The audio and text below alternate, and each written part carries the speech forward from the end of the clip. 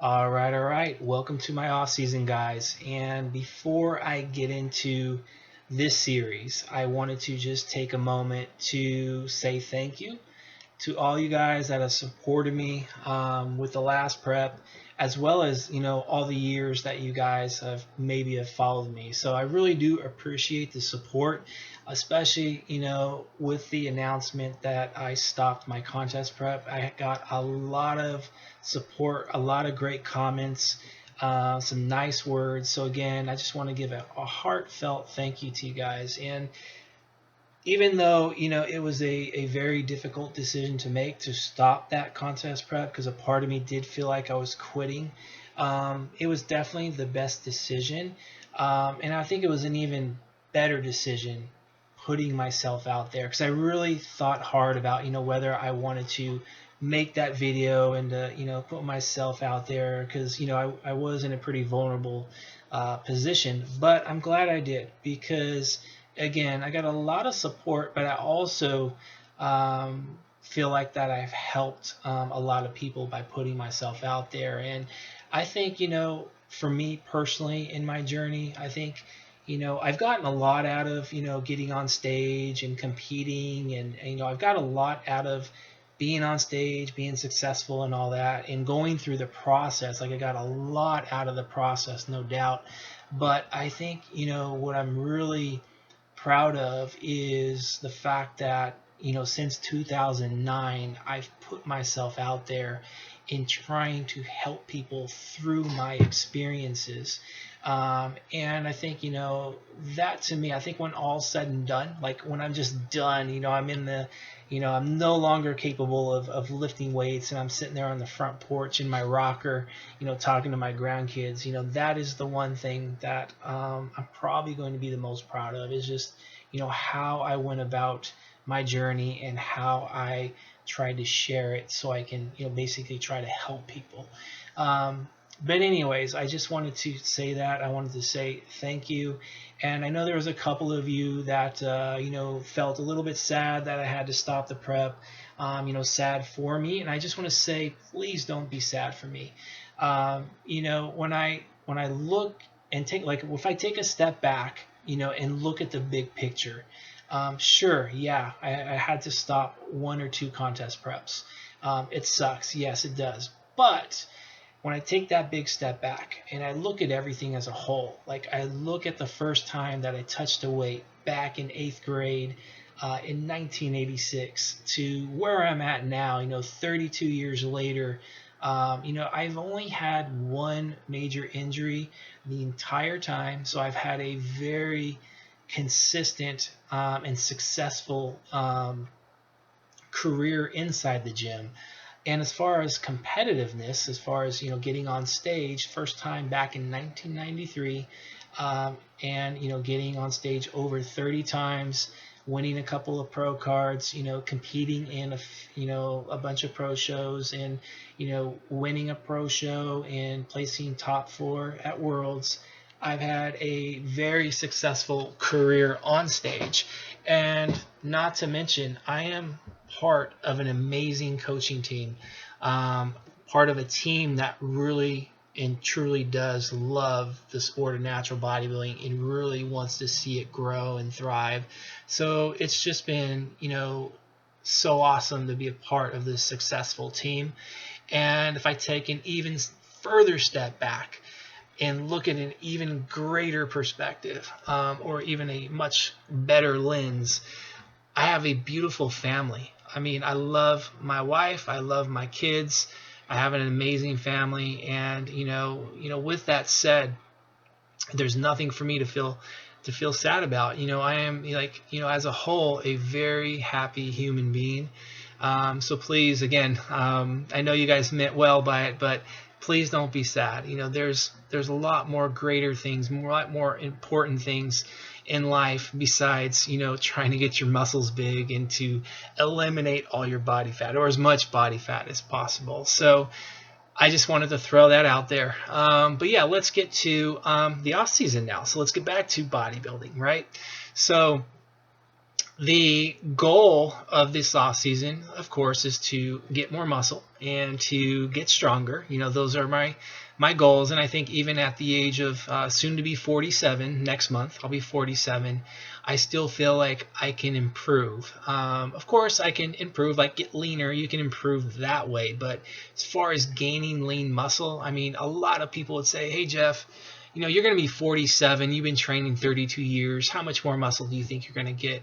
And regardless if I can get 5 pounds of muscle, I can get 2 pounds, I can get 1 ounce, or even if it's just a 16th of an ounce or whatever it is, I'm gonna definitely do my best and try my best to make it happen. And I think if I don't have that desire to get better, then it's almost like you lose kind of that interest or that spark for your training. And I know at some point, trying to get more muscle is going to be, it's not going to be possible, right? There's always there's an end point to everything in life. So I know, that time is going to come. I don't think it's here yet. And again, I want to basically have that passion, that drive to get better. That's a huge part of, my fuel. I know it's a huge part of everybody's fuel, the fuel that, makes the engine go. And, I think, if I lose that, then not to say that I'll stop training, but I think the intent on my training would probably dissipate a little bit. And I think I'll always train, even if I'm not trying to improve my physique. It's just because I love to be in the weight room. I mean, that's why I'm there primarily. It's because I love it. But I think for now, anyways, I want that intent. I need that intent. And that's basically my thought process right now, my mindset towards my training. Yeah, I'm going to talk programming and all that. Probably not in this episode because there's a lot to cover right now. But what I want to talk about is the intent. Like right now, I'm just, my mindset is on my intentions. Like every single training session, every single set, every single rep, I want to have intent. I want that I'm not talking like intensity as in like, okay, I got to train to failure on every set. Not that type of intent, but like just intent, like to make that set the best possible set, to make that rep the best possible rep, like really just making sure that everything has purpose and there's everything is the way it should be. And that I think I'm really focusing on right now. And I think that's higher up on my priority list than, let's say, the programming is. But again, I'll get into the programming probably with the next video. I'll try to get that later next week.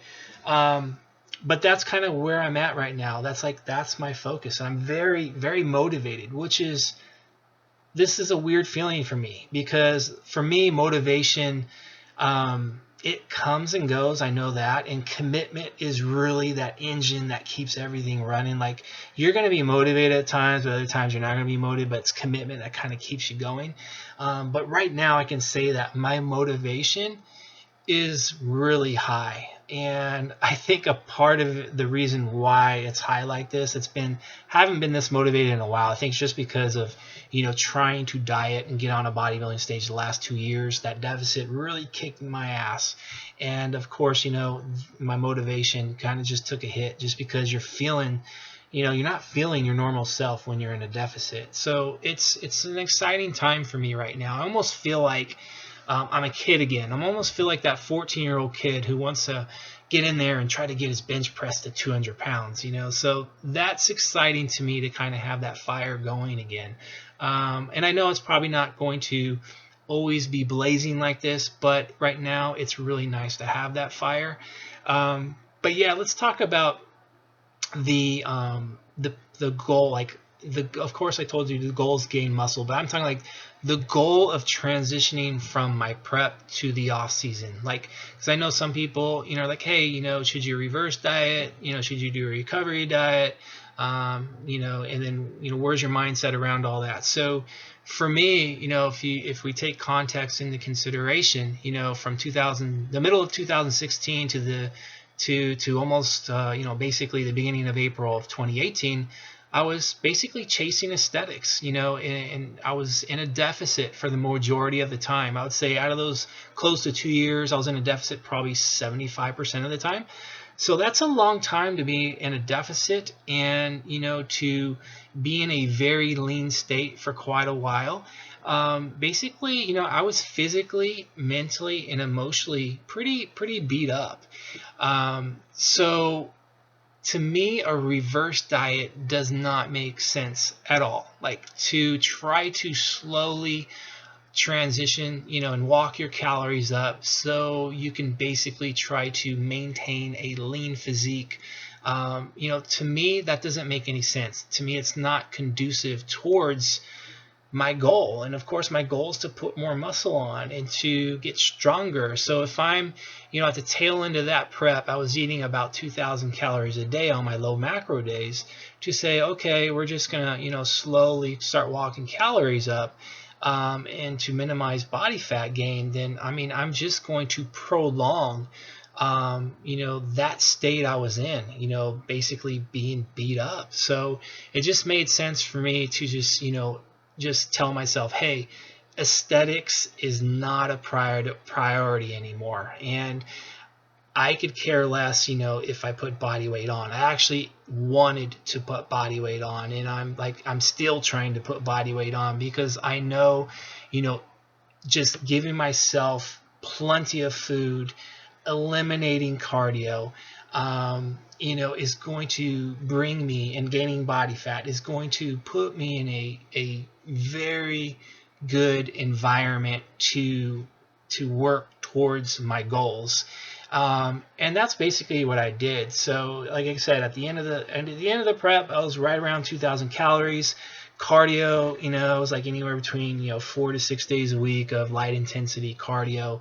So I just eliminated all that cardio, and I brought my calories up to 2,800 a day.